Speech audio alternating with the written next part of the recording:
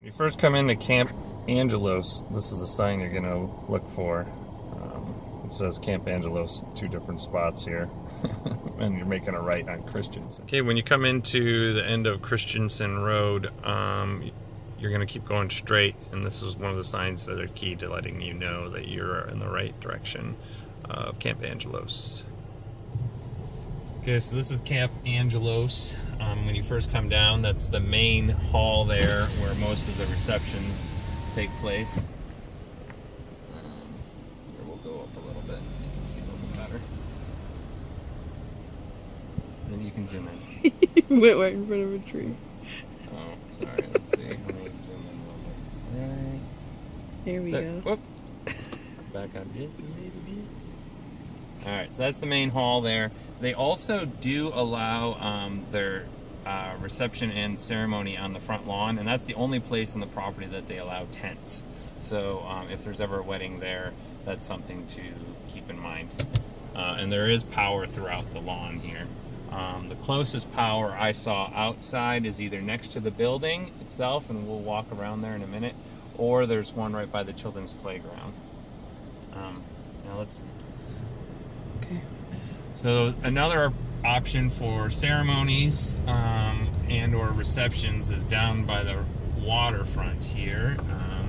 And you're going to go past the wellness center. I think you could have gone that way. Oh, I could have maybe. I don't know. Okay. And this is where their main staff is at, so if you had questions, you can always stop at the wellness center. Their office is technically upstairs right there. So, and then her name is Mary Jo. Yeah, I know this guy's gonna drive, but he's let me go. Her name is Mary Jo, who runs the place, and then there's also Caesar. So now we're going to where the ceremony's at.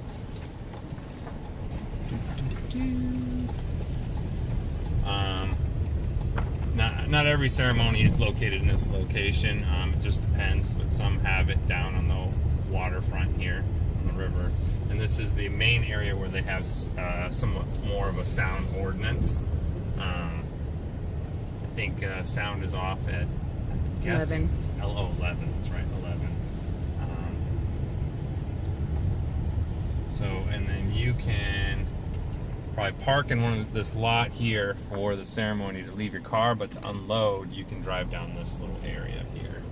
So we're gonna drive down a little bit so you can kind of see, and then we'll get out.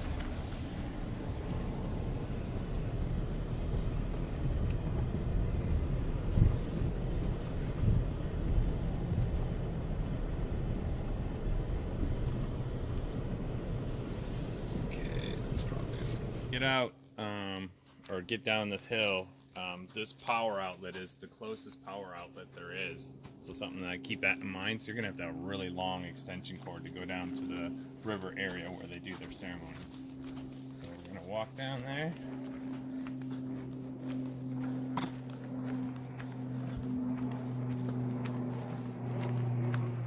And this is on the Sandy River, just if you're interested.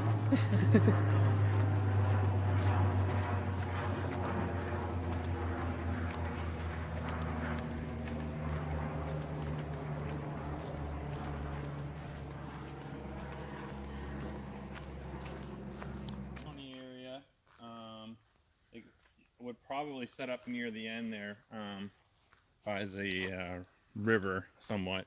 That way you can get a view. They can get a view of that.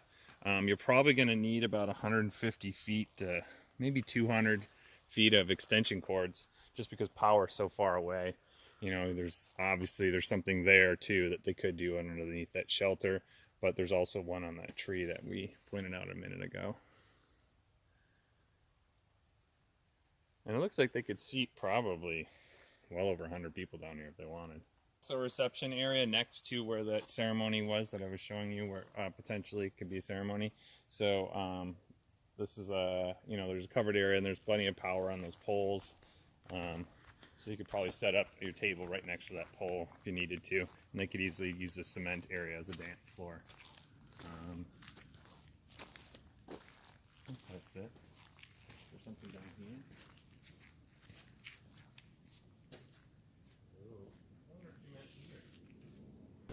so after you leave the riverside area that they would have ceremonies at, we're going to head back towards the main hall.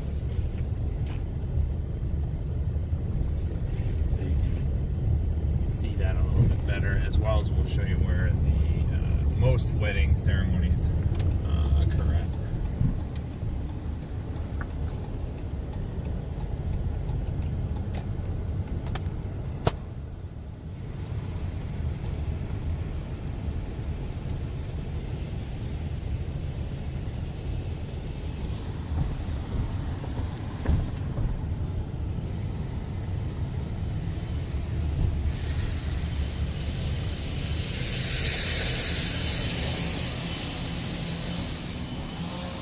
This is the back, and the other side is the front.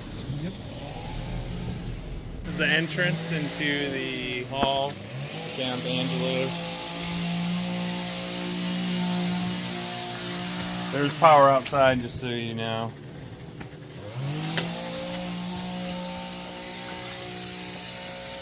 How many people did she say we could do in here? 200. 200 people, so it is a pretty big space. There is an in-house system, and there's speakers up top there, you can see them. So there's 4 inside and then 2 outside up front. Something to note, so you could use it for background music, but I would not recommend it for dancing, of course.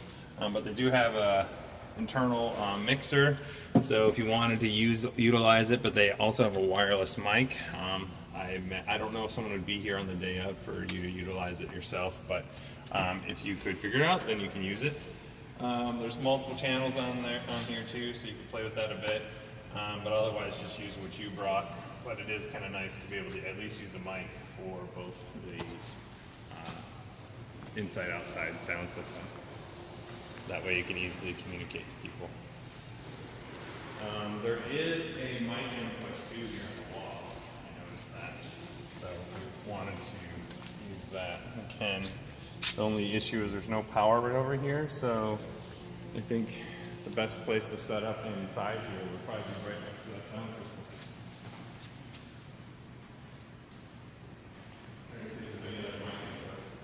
So if you go outside, you can see there's a speaker over in that left corner, and there's a speaker in the right corner for the outside area. So you potentially could be doing a reception inside, cocktail hours outside, but all you're doing is DJing inside.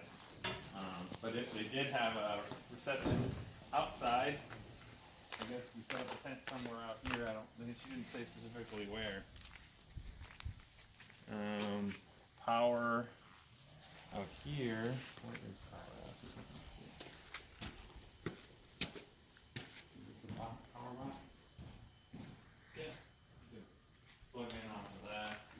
Oh, they even have another mic box there too. That's kind of cool.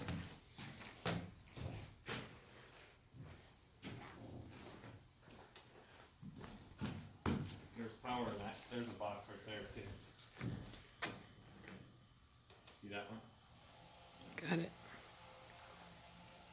That's the closest power areas right there. Other than that, you have to go way the heck over. Okay, so if you want to use the mic for this area, you're going to want to go and look up here and make sure this power is on here. So you're going to hit that little blue button and turn it on. It should say stereo bypass, and that's how you know for sure that it's on and it illuminates. And then your mains are here. So this is your main thing that your main volume control for the entire system. And then wireless mic is right here. Just like any of our Shure mics, you turn it on for power, it works. 1, 2. And then you also want to make sure that these buttons are pressed in, because these are the ones that are where what speakers you're using. So this is outside front, and this is outside back. And these are the inside the lodge, left and right. So if they're pushed in, that means they're on. Their volumes are all the way up, because you can see the volume here. So you want that on all the way up. And then this will control your mic volume. So this will really be helpful, as you can hear. So that way you can make an announcement quite easily for both inside and outside. Hopefully that helps you. Okay, so when you're done, you make sure you shut the mic off to conserve the battery. There's also an aux cord too, so if you wanted to just plug in an iPod for some background music or something, or you need something to cover your rear, for some reason your sound system's not working, and there's a special channel for the iPod right here, so you would just, that's your sound adjustment right here. It's labeled iPod. So that should be helpful, and that's all you need to do. Okay, so this is where the ceremony a lot of times is at Camp Angelos. You can see these grapevines. That can be the walk down area for the couple, but it is pretty short, so it may not happen. So I think from what we understand, they'll do it at the end here and people will walk down next to it.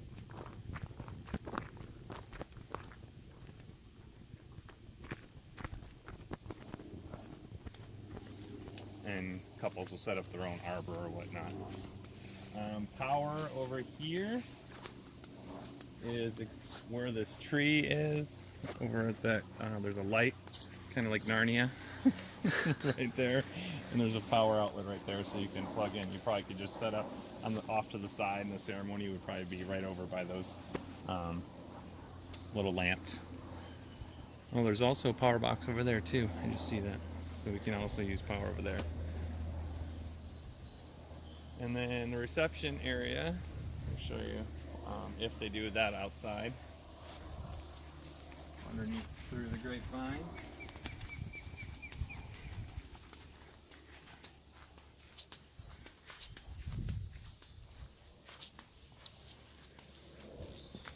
And I guess a lot of times they'll have the dance floor like in the grass or over here on the cement. I recommend the cement, but apparently it looks like they set it up for, sometimes they do it right over here because they have those little cafe lights.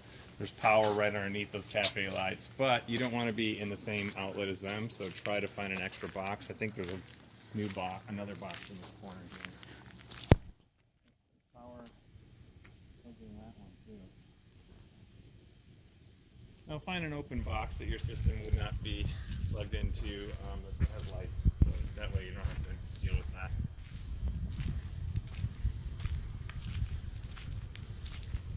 Alright, so this is the parking area for the hall as well as the ceremony area.